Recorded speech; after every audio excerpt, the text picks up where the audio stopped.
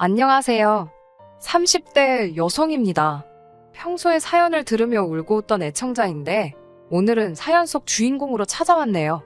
정말이지. 제가 이런 신우를 만나서 이혼까지 하게 될 줄은 몰랐습니다. 하긴 생각해보니 신우만의 문제는 아니네요. 사이코 신우로부터 저를 지켜주니 못하는 남편과 뭐하러 사나 싶어서 이혼했다고 표현하는 게 정확하겠습니다. 어디서부터 시작해야 될지 모르겠습니다. 조금 두서가 없더라도 양해하시고 들어주세요. 저와 남편은 지인의 소개로 만났습니다. 오지랖 넓은 지인이 홍기 꽉 찬 두 남녀가 솔로로 지내는 게 보기가 싫었던 모양이에요. 저나 남편이나 소개팅을 해달라고 부탁하지도 않았는데 자기가 먼저 나서서 자리를 만들었더군요. 그런 지인의 모습이 어이없기도 하고 재밌기도 해서 나가게 된 소개팅이었습니다. 언젠가 남편에게 당신은 무슨 생각으로 그 자리에 나왔냐고 하니까 제가 예쁘다고 해서 나왔답니다. 그게 다냐고 물으니 그게 다였다네요. 워낙 기대 없이 나갔던 자리라서 그런지 처음 남편을 보고는 사진보다 낫다는 생각을 했어요. 몇 마디 대화를 나눠보니 남편은 말주변이 없고 쑥스러움을 많이 타는 성격이더라고요. 그런 와중에도 저한테 잘 보이고 싶어서인지 어떻게든 분위기를 띄우려고 노력하는 모습이 귀여웠습니다. 그리고 말씀드리지 않은 게 있네요. 제가 남편보다 2살이 많습니다. 식사하고 커피 마시고 소위 소개팅에서 할 일은 다 하고 집에 가려는데 남편이 다음 주에도 볼 수 있냐며 애프터 신청을 해왔습니다. 그 이후로 몇 번의 데이트를 하면서 저희는 연인 사이가 되었어요. 둘 다 직장 생활을 하다 보니 평일에는 만나기가 어려웠지만 바쁜 와중에도 서로를 배려하고 아껴주며 사랑을 꽃피웠네요. 그렇게 1년 정도 연애 끝에 저희는 부부의 연을 맺게 되었고요. 결혼하고 한동안은 아무런 문제가 없었습니다. 그러다 남편과 틀어지기 시작한 건 미국에서 살던 신우가 서울시댁으로 돌아오면서부터였어요. 달갑지 않은 소식이었지요. 이렇게 말하면 어떻게 들으실지 모르겠지만 남편과 결혼을 결심할 때 그런 생각이 있었거든요. 신우가 멀리 살아서 좋다는 남편의 누나를 만나보기도 전에 왜 신우를 싫어했냐고요? 저는 남편의 누나가 아닌 신우라는 존재 자체가 불편했어요. 왜냐하면 저희 어머니가 고모한테 얼마나 당하는지를 제가 자라면서 똑똑히 목격했기 때문입니다. 제 고모는 어머니를 자기 남동생, 그러니까 아버지 등골을 빨아먹는 기생충이라고 표현했습니다. 정작 저희 부모님은 맞벌이였고 자기는 전업주부였으면서 말이지요. 몇 번이고 어머니를 대신해서 고모한테 한마디 사붙이고 싶었지만 저희 어머니는 똑같은 사람이 될 필요가 뭐 있냐며 참으라 하셨어요. 비록 어머니가 말리셔서 고모를 어쩌지는 못했지만 적어도 나는 그렇게 당하고 살지 않으리라는 어떤 다짐 같은 게 항상 제 가슴에 있었던 모양입니다. 그래서 남편이 누나, 그러니까 신우가 미국에 산다고 했을 때 속으로 쾌재를 불렀지요. 이 사람이랑 살면 적어도 신우와의 갈등 같은 건 고민하지 않아도 되겠다고요.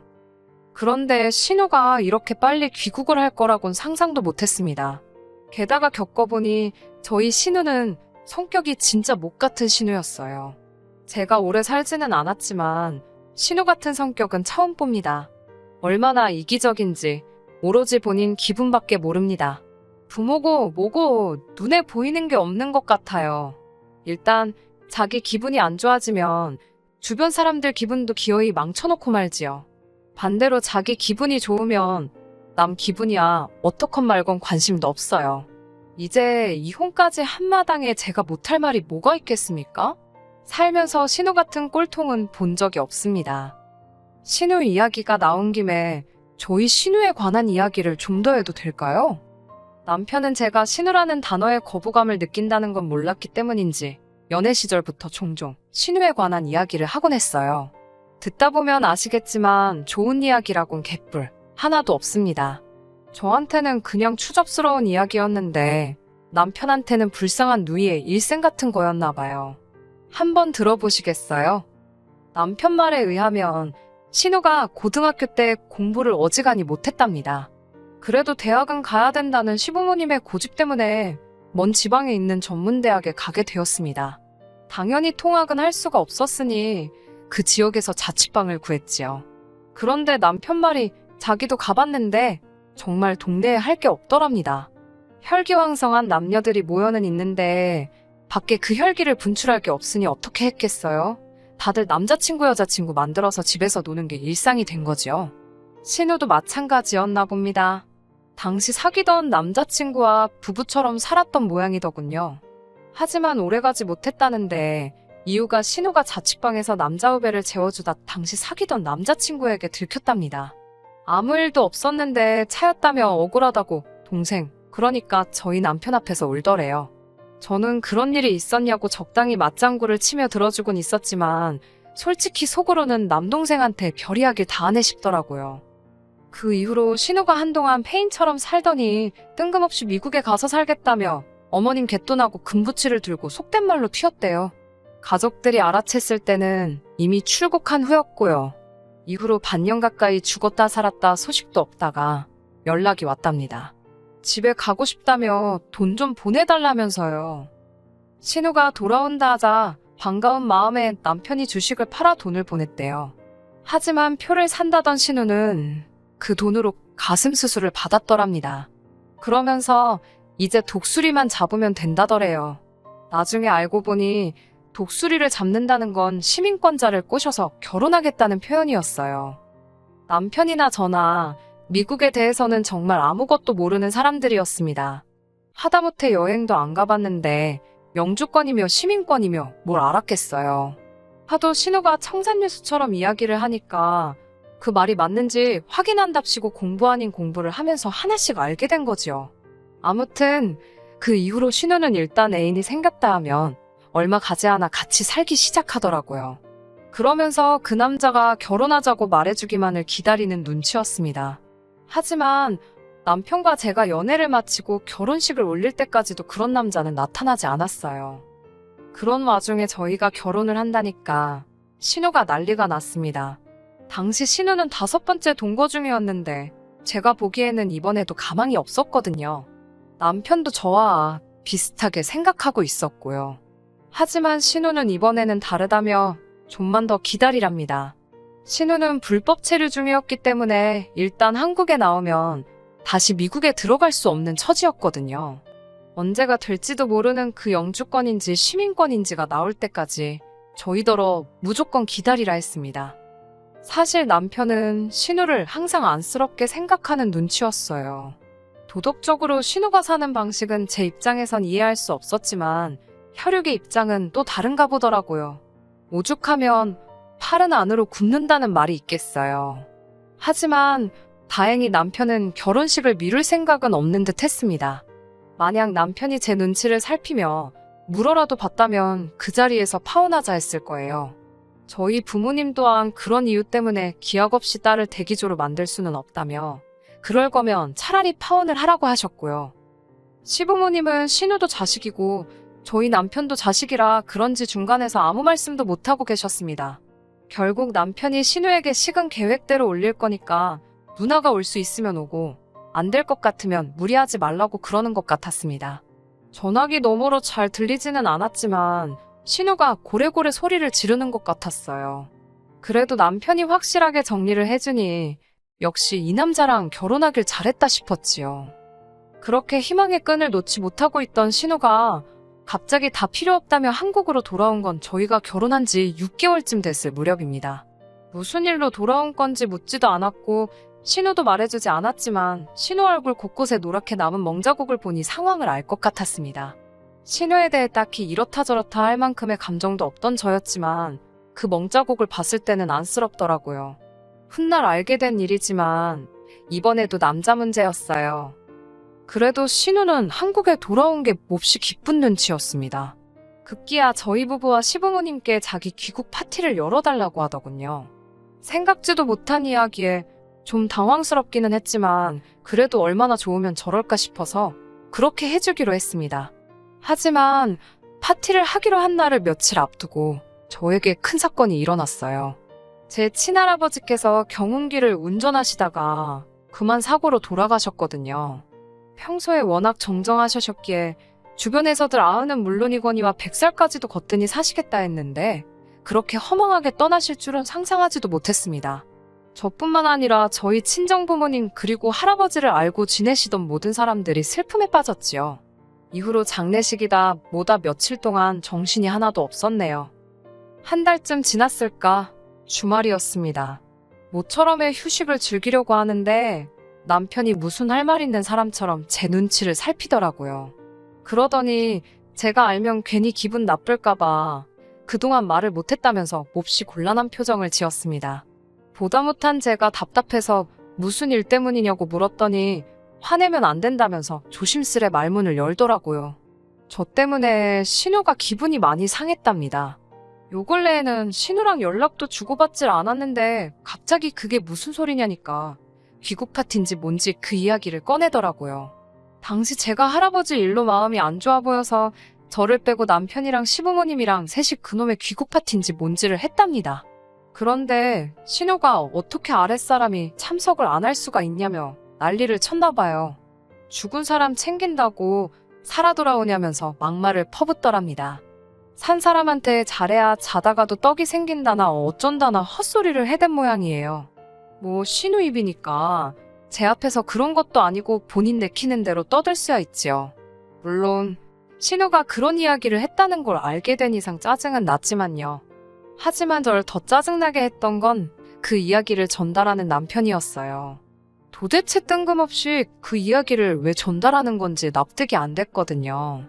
지금 이 얘기를 왜 하는 거냐니까 남편이 또 다시 우물쭈물거리더니 신우 말이 그따위 짓을 했으면 와서 사과를 해야지 사과도 한마디 없다면서 쫓아온다고 난리라는 거예요. 하다못해 향수라도 하나 사들고 오면서 서운하셨냐고 죄송하다고 살갑게 굴면 어디가 덧나냐고요. 그 이야기를 듣는데 진짜 어이가 없어서 웃음이 다 나던걸요. 제도상 자기가 손윗사람인 거야 제가 인정합니다. 하지만 동갑이잖아요. 그러면 정도껏 해야 하지 않나 싶더라고요. 옛날처럼 위아래로 막 5살, 10살 차이도 아닌데 부글부글 끓어오르는 화를 억누르는데 남편이 제 눈치를 살피더니 혹시 괜찮으면 한 번만 신우한테 사과를 해주면 안 되겠냐입니다. 속된 말로 빡친다고 그러지요? 열받는다는 말로도 표현이 안 되네요. 남편 입에서 그딴 소리가 나오니까 분을 삭힐 수가 없더라고요. 난 신우한테 사과할 거 없다고 쫓아오고 싶으면 쫓아오라고 그러라고 아주 머리털을 다 잡아 뜯어 놓을 거라고 그랬습니다. 그러자 남편도 심각한 표정으로 진심이냐고 묻더니 일단은 알겠다고 하더군요.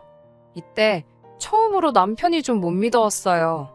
솔직히 가뜩이나 신우 불쌍하게 생각하는 것도 마음에 안 드는데 전할 말 안 전할 말 구분도 못하나 싶어서요. 막말로 신우가 그렇게 헛소리를 해대도 자기가 나서서 내 와이프한테 그딴 식으로 말하지 말라고 한 번만 세게 나갔으면 신우도 움찔하지 않았을까요? 남편이 멍청이 마냥 신우가 짓거리는 대로 가만히 들어주고 있으니까 자기가 뭐나 된 줄 알고 그런 막말을 해댄 거겠지요?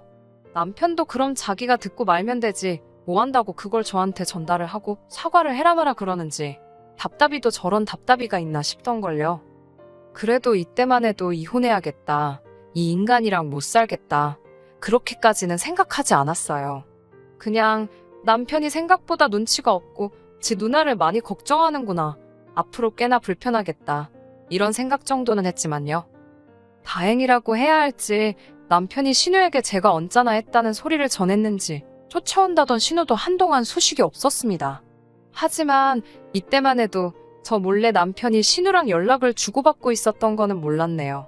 아무튼 제가 아는 선에서 신우가 더 이상 거론되지 않았으니 남편과 저도 다시 예전처럼 평화로운 일상을 보낼 수 있었습니다. 그 생활이 오래가지 못했지만요. 저는 회사를 다니는 직장인이었고 남편은 시청에서 일하는 공무원이었습니다. 그렇다 보니 늘 제가 남편보다 2시간 정도는 늦게 퇴근을 하는 편이에요. 하지만 돈은 제가 남편보다 2배 정도 벌어요.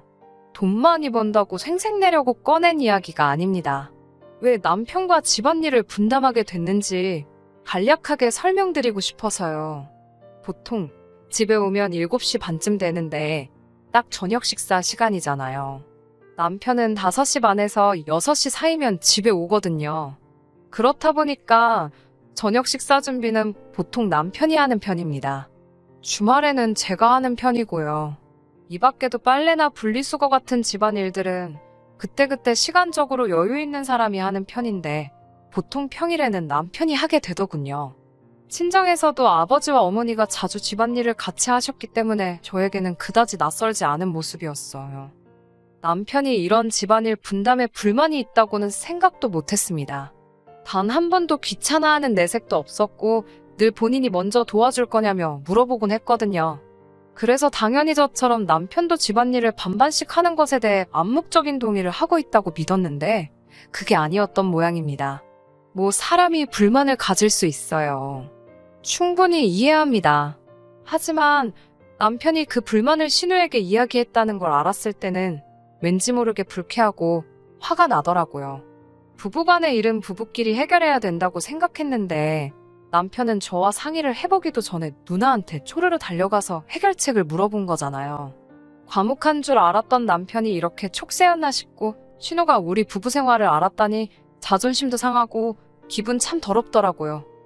음식도 그렇습니다. 앞에서는 뭘 해줘도 맛있다, 너무 맛있다를 연신 외쳐대며 먹어치우던 남자였습니다. 하지만 알고 보니까 거의 매일같이 신우가 오늘은 뭘 먹었냐, 제가 뭘 해줬냐며 확인을 하고 있었더라고요. 그러면 남편은 거기다 대고 제가 무슨 음식을 해줬었는데 짰다, 매웠다, 달았다, 어쩌고저쩌고 오만 이야기를 다 했더라고요. 제가 이런 사실들을 어떻게 알았을까요? 그건 바로 쫓아와서 저를 가만두지 않겠다던 신우가 정말로 쫓아왔기 때문입니다. 집에 들어온 신우는 가타부타 말도 없이 제 얼굴에다 종이 한 장을 들이밀더군요. 대충 읽어보니까 며느리 도리, 아내의 도리 그리고 올케의 도리와 같은 것들이 적혀 있더라고요. 올케의 도리는 또 처음 들어보네. 가지가지한다 싶어서 속으로 비웃었어요.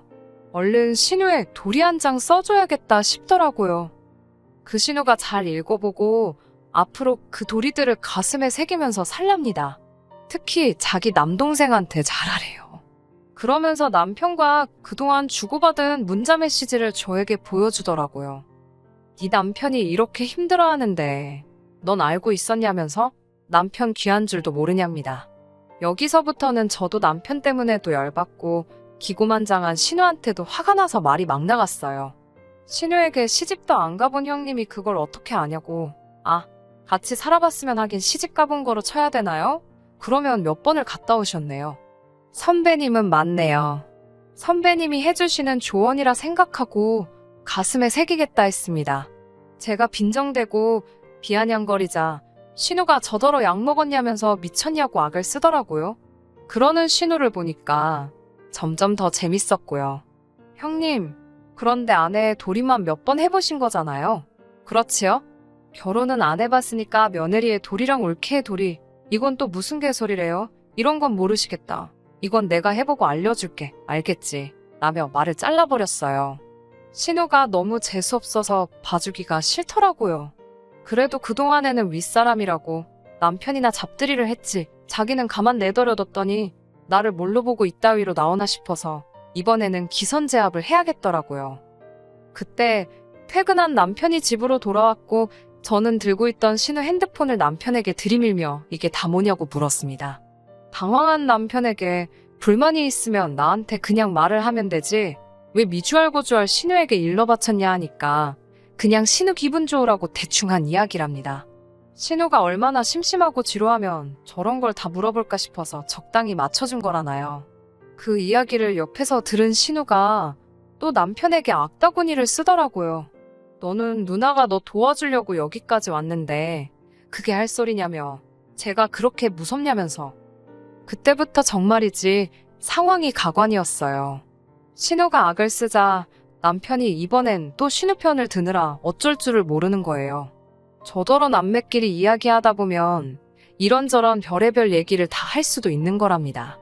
그러면서 사적인 대화인데 그걸 이렇게 문제 삼으면 자기는 이제 아무하고도 말을 못한답니다. 언제라도 제가 알아채면 이렇게 난리가 날 수 있으니까 무서워서 말을 못할 거라나요. 이건 뭐 저를 또 나쁜 사람으로 만들더라고요. 부부싸움도 아니고 신우까지 껴서는 왜 내가 이런 말도 안 되는 다툼에 에너지 낭비를 해야 하나 싶었습니다. 신우든 저든 둘 중 한 명이 납작 엎드리지 않으면 이런 일은 계속 되겠더군요. 결혼 전 분명히 남편에게 제가 시댁하고 갈등이 생기든 어쩌든 무조건 제 편에 서줘야 한다고 박쥐처럼 이쪽 저쪽 붙어서 중재하려 들지 말아달라고 신신당부를 했었는데 그 이야기는 다 잊은 듯 했어요. 남편에게 아내 편에 서달라고 하는 게 큰 부탁인가요? 저는 그렇게 생각하지 않습니다. 설령 큰 부탁이라도 들어준다 했으면 노력은 해야 하는데 남편에게선 그런 희망이 안 보이더라고요. 그래서 결국 남편과 이혼하기로 한 겁니다. 남편은 누나가 아직 짝을 못 만나서 그리고 그동안 힘들게 살아와서 그런 거라는데 그것도 사람이 좀 착하고 안 됐고 해야 마음이 쓰이지 않겠어요? 괜히 잘 살고 있는 동생 부부한테 윗사람이랍시고 한마디 두마디 얹으려니까 이 사단이 난 거지요. 저는 됐다고 그 불쌍한 누나 네가 열심히 챙기고 살려고 했습니다. 네 누나가 지멋대로 살다가 적골난 걸 내가 왜 이해해줘야 되는지 모르겠다고요. 신우한테도 동갑내기로서 충고하는데 인생 그렇게 막 살지 말라고 했습니다. 막말로 남자하고 붙어먹어서 얼마나 연명할 수 있겠냐고요. 기술이라도 좀 배우라면서 너 먹여 살리시는 시부모님이 불쌍하다니까 아주 눈 뒤집고 덤비게 생겼더라고요. 뭐 아무튼 그렇게 한바탕 진탕 싸우고 나서 양쪽 집안 다 난리가 났지요. 신우는 하극상이라며 사과하라고 난리를 쳤지만 이 모든 사태의 원인인 신우의 말에 귀 기울여줄 사람은 없었어요. 남편이란 인간만 그러지 말고 불쌍한 사람이다 생각하고 지 누나 한 번만 봐주고 저더러 화 좀 풀라며 제 속을 긁어놓기는 했지만요. 결국 얼마 전에 남편과 완전히 남남으로 갈라섰습니다. 전세집 보증금이야 제가 마저 살고 나갈 때 깔 것 까고 준다고 했습니다.